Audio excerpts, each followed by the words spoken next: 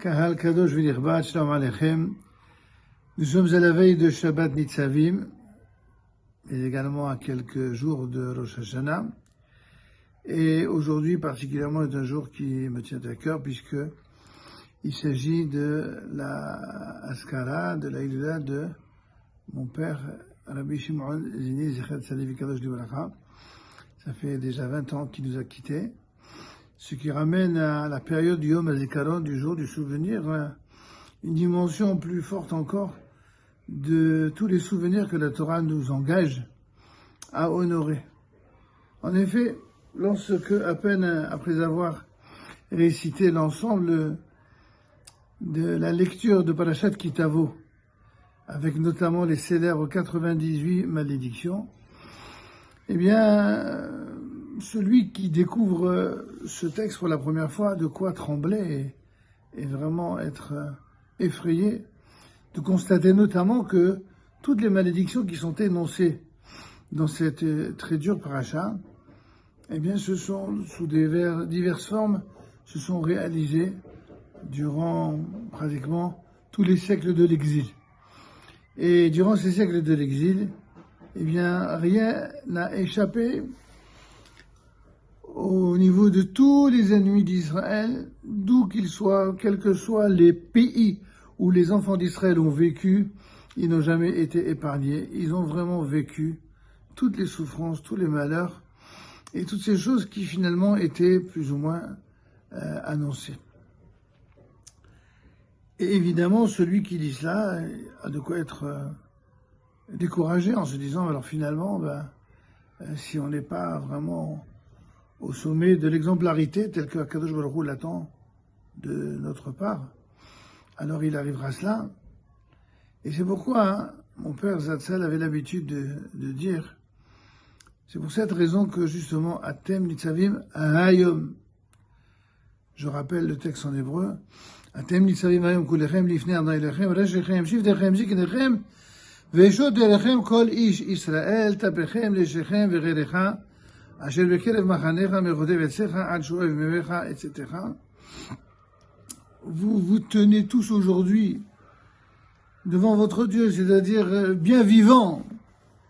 Vous, les chefs de vos tribus, vos anciens, vos officiers, tout homme en Israël, vos jeunes enfants, vos femmes, mais aussi ton prosélyte qui est au sein de ton camp, depuis le coupeur de ton bois jusqu'au puiseur de ton eau, afin que tu passes dans l'alliance de Hachem ton Dieu et dans son serment que Hachem ton Dieu tranche avec toi aujourd'hui.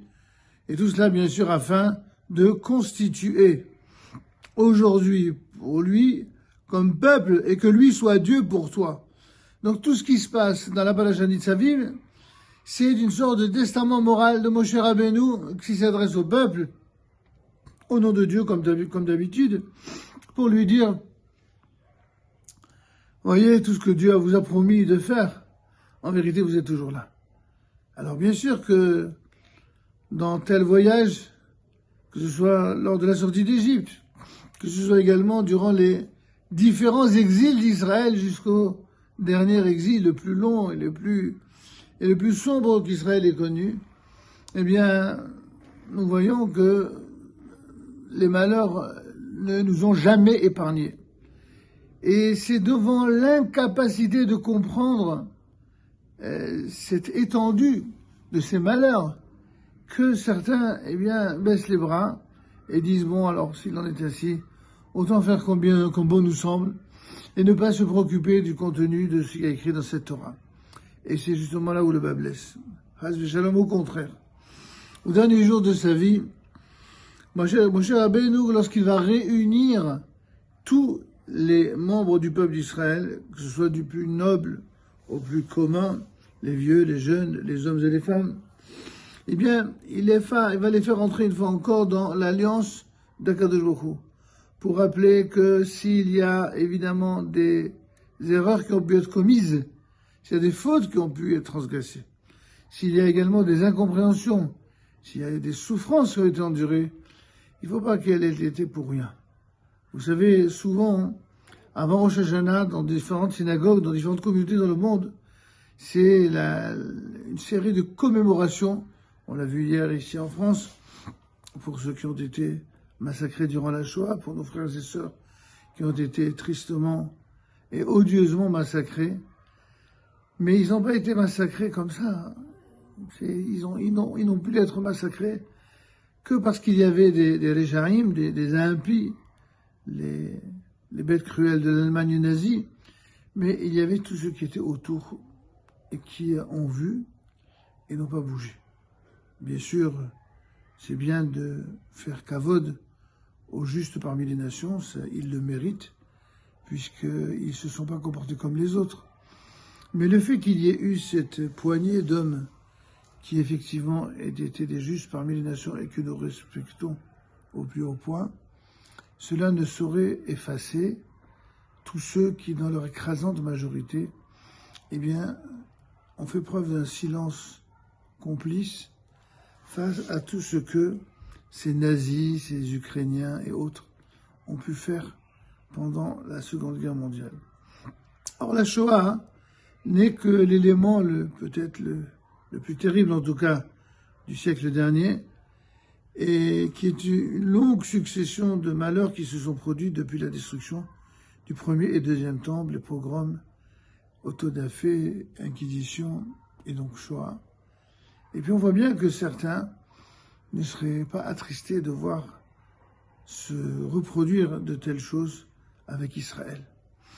Ils essayent de s'organiser de toutes les manières possibles et imaginables, mais à tous ces gens-là, nous leur disons la même chose que Dieu dit dans la paracha de Nitzavim. Malgré tout ce que Akadosh Baruch Hu a prévu comme épreuve, en fin du compte, nous sommes là. Mais nos geôliers et ceux qui ont voulu nous massacrer, eh bien, ils ne vivent que dans la crainte de devoir rendre des comptes, et ils ont raison de vivre dans la crainte. D'ailleurs, Rosh Hashanah lui-même, c'est pas simplement le nouvel an pour les Juifs. D'après la Torah, c'est le nouvel an où l'univers tout entier, tous les êtres humains sont passés en jugement, où toutes les nations, les peuples, les économies, les états de guerre ou de paix, tout cela est passé au crible par Dieu, et c'est ce que Dieu va décider chaque année à Rosh Hashanah, qui se produira durant l'année qui suivra. Alors, ce qu'il y a d'intéressant dans cette paracha, c'est de prouver à quel point le lien est fait entre le vécu en Égypte dans le passé, les mœurs idolâtres, les erreurs produites, et finalement, Baruch Hashem, de voir qu'il y a la constitution de nouvelles conditions de vie, celles qu'il faut créer lorsque on rentre en Eretz Israël. Regardez plutôt, car vous savez comment nous avons habité dans le pays d'Égypte et comment nous sommes passés au milieu des peuples à travers lesquels vous êtes passés. Vous avez vu leurs abominations et leurs idoles immondes, de bois et de pierre, d'argent et d'or, qui sont avec eux. Peut-être y a-t-il parmi vous un homme ou une femme ou une famille ou une tribu dont le cœur se détourne aujourd'hui d'Hachem, notre Dieu, pour aller servir les dieux de ces peuples. Ce que la Torah veut nous dire ici, c'est, après avoir vécu tellement de souffrances, mais aussi tellement de vécu idolâtre, alors on est immanquablement attiré par d'autres modes de vie, se détourner d'Akadosh Baruch Hu, Chas v'Shalom. Et il adviendra qu'en entendant les paroles de cette imprécation, eh bien, il se bénira en son cœur en disant, la paix sera sur moi quand je me conduirai au gré de mon cœur. Shalom Yili Bishodi Bieler. Vous savez, cette phrase, elle est très importante. C'est le problème majeur de tous ceux qui n'arrivent pas à franchir le pas de la Teshuvah. En disant, bon, il y a trop à faire, il y a trop à étudier, il y a trop à réaliser, il y a trop à changer. Maintenant, on a pris l'habitude de vivre de cette manière. Vivre comme des idolâtres, c'est une phrase que n'importe quel juif pourrait dire dans n'importe quel pays de l'exil. Et malheureusement, chose qui était a priori inattendue, même ceux qui sont rentrés en terre d'Israël ont parfois amené avec eux, dans leur bagage, eh bien, la culture de l'idolâtrie. Et c'est d'ailleurs cela qui est à l'origine de toutes les dissensions regrettables que, malheureusement, nous déplorons souvent à la veille de grandes élections, qu'elles soient de nature politique en Eretz Israël ou ailleurs. La veille d'élection, c'est toujours aussi la veille d'un jugement d'une certaine manière. Et nous qui sommes le peuple élu, nous sommes le peuple dont, le seul peuple probablement, dont l'élection ne pourra jamais être remise en cause, parce qu'elle a été décidée par Akadosh Baruch Hu. Dieu nous prévient depuis le début tout ce par quoi nous passerons et tout ce à quoi nous arriverons. Et évidemment, c'est quelque chose qui est remarquable. C'est ce que nous verrons, B'ezrat Hashem, dans les parachutes suivantes de la fin de Devarim, les parachutes du retour, les parachutes du double retour, le retour à la terre d'Israël et le retour à la Torah. En fait, le retour à la terre d'Israël, c'est quand même un passage obligé, qui précède le retour à la Torah. Je sais que ça fait l'objet de diverses controverses rabbiniques, y compris de la Gemara, fameuse Marloquet avec Rabbi Yoshua. Mais en vérité, la Gemara, les Chachamim en tout cas, les décisionnaires ont tranché. Il est clair que quand on vit en dehors d'Israël, autant vivre dans la Torah, mais c'est le fait de vivre en Eretz Israël qui permet de faire une véritable teshuva, et pas avant. Parce qu'en Eretz Israël, les Juifs changent. Ils changent, et les seuls qui résistent sont justement ceux qui viennent de cultures européennes notamment, où c'est leur manière d'avoir été grandi idéologiquement qui les a habitués à considérer que faire comme bon nous semble, faire selon sa façon de concevoir et pas faire selon ce que Dieu décide, eh bien c'est quelque chose de positif. Sauf que cette vision-là, c'est une des visions idolâtres que les nations du monde ont développées durant tous ces exils et par lesquels ont été séduits les enfants d'Israël parfois. Il faut, à la veille de Rosh Hashanah, et en ce Shabbat sacré de Nitzavim, se dire que si Dieu nous maintient en vie, c'est parce qu'il nous aime.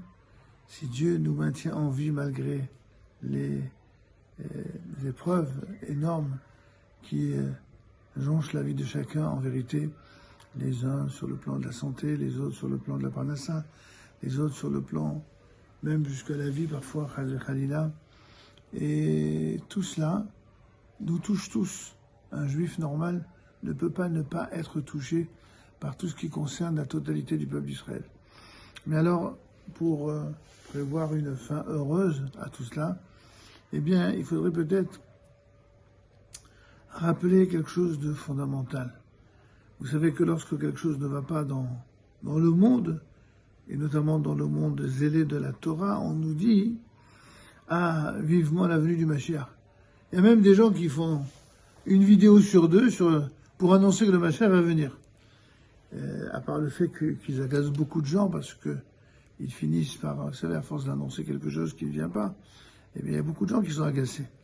Mais d'autres qui sont entretenus par l'idée que les choses seront inexorables.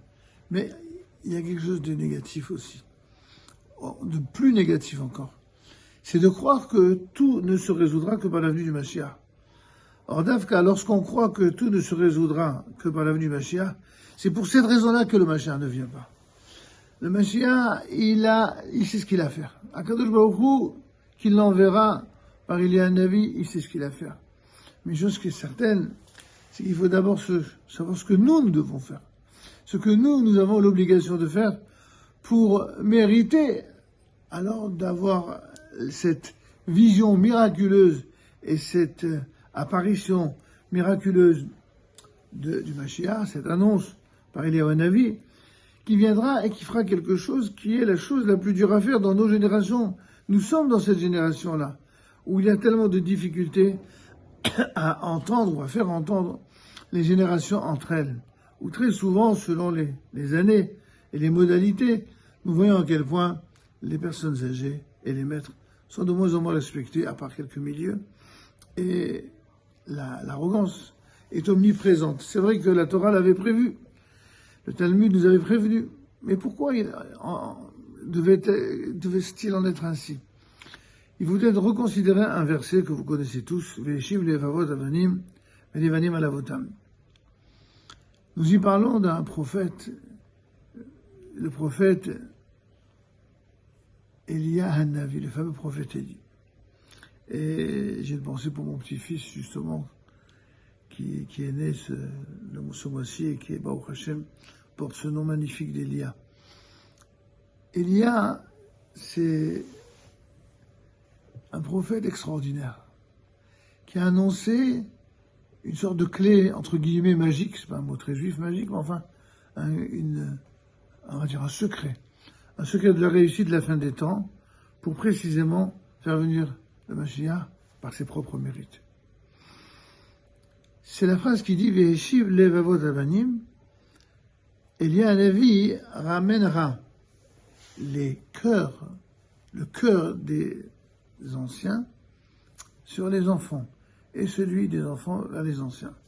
Que très souvent on traduit ainsi, lorsque les nouvelles générations et les anciennes générations arriveront à se rapprocher l'un de l'autre, eh bien, finalement, les conditions du Mashiach seront là. Mais on peut l'expliquer d'une manière peut-être un peu plus subtile.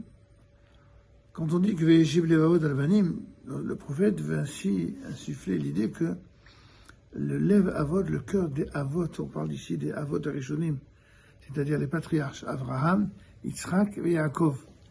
Abraham et Yaakov, qui non seulement sont les pères de la nation d'Israël, mais ce sont également ceux qui vont incarner dans la suite des générations tous ceux qui leur sont fidèles à leur enseignement. Abraham, Yaakov, Moshe, Aaron, David, Shlomo, tous les grands d'Israël. Et, d'une certaine manière, en termes modernes, on dira ceux qui sont proches de la Torah. On ne parle pas de ceux qui portent une étiquette de Torah. On parle de ceux qui sont vraiment dans la Torah et qui sont existants dans tout le peuple d'Israël. Dans tout le peuple d'Israël, il y a des gens qui sont éminemment proches de Dieu et qui respectent et qui aiment la Torah et les mitzvot, et qui aiment le peuple d'Israël, et qui aiment la terre d'Israël. Eh bien, lorsque ces gens-là, qui seront remplis à la fois d'amour de Dieu, d'amour de la Torah, d'amour de l'Israël, eh bien, seront capables de ramener le cœur des anciens, c'est-à-dire de Anshe Torah, vers les jeunes ici, faisant référence à ceux qui n'ont pas encore découvert la Torah, ceux qui sont éloignés de la Torah, ou ceux qui n'ont pas une vision à la fois fidèle et cohérente de ce que nos ancêtres nous ont transmis. Alors, lorsque on aura une génération de sages ayant cette capacité extraordinaire de transmettre un message où les plus jeunes pourront voir dans cette sagesse, dans ces messages, ce que justement promet le Elia Hanavi.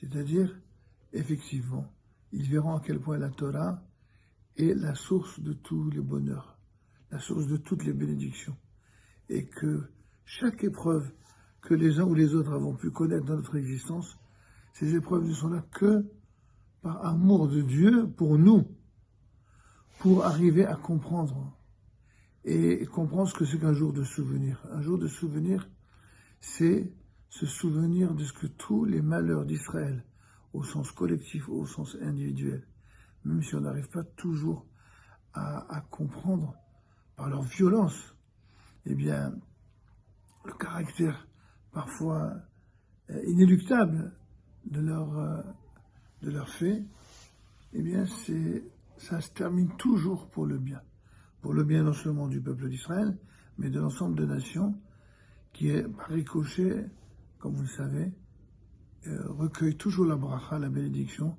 grâce au peuple d'Israël. En cette veille de Rosh Hashanah, je vous souhaite à tous.